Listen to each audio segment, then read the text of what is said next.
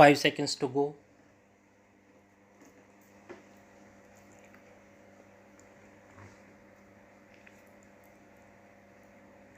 Start. Special Court under Section 44(1)(b) of the 2002 Act in that regard. If the action of the authorized officer is found to be vexatious, he can be proceeded with and inflicted with punishment specified under Section 62 of the 2002 Act. The safeguards to be adhered to by the jurisdictional police officer before effecting arrest as stipulated in the 1973 Code are certainly not comparable.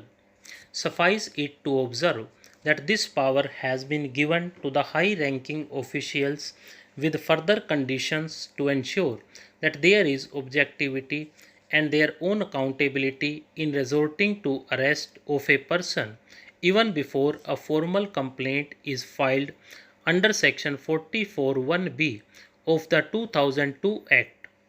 Investing of power in the high-ranking officials in this regard has stood the test of reasonableness in Premium Granites Supra, wherein the court restated the position that requirement of giving reasons for exercise of power by itself excludes chances of arbitrariness.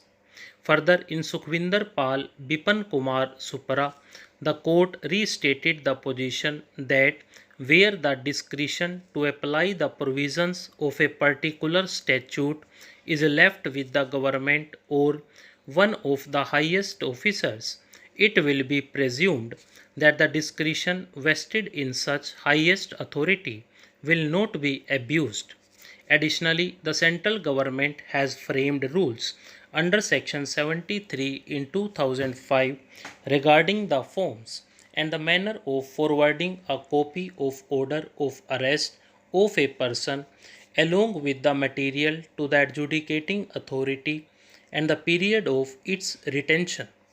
In yet another decision in Noor Ahmad Bhatti Supra, this court opined that the provision cannot be held to be unreasonable or arbitrary and therefore unconstitutional merely because the authority vested with the power may abuse his authority.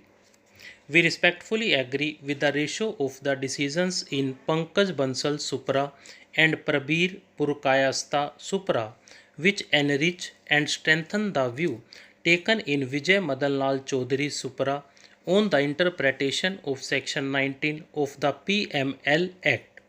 Power to arrest a person without a warrant from the court and without instituting a criminal case is a drastic and extreme power. Therefore, the legislature has prescribed safeguards in the form of exacting conditions as to how and when the power is exercisable. The conditions are salutary and serve as a check against the exercise of an otherwise harsh and pernicious power. Given that the legislature has prescribed preconditions to prevent abuse and unauthorized use of statutory power, the wielding of such power by an authorized person or authority cannot be conclusive. The exercise of the power and satisfaction of the conditions must and should be put to judicial scrutiny and examination if the arrestee specifically challenges their arrest. If we do not hold so, then the restraint prescribed by the legislature would in fact and in practice be reduced to a mere formal exercise. Given the conditions imposed, the nature of the power and the effect on the rights of the individuals, it is nobody's case and not even argued by the DOE that the authorized officer is entitled to arrest a person without following the statutory requirements.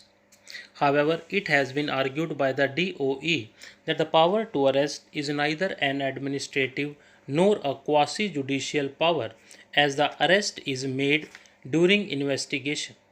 Judicial scrutiny is not permissible as it will interfere with investigation or at best should be limited to subversive abuse of law. discretion and right to arrest vests with the competent officer whose subjective opinion should prevail.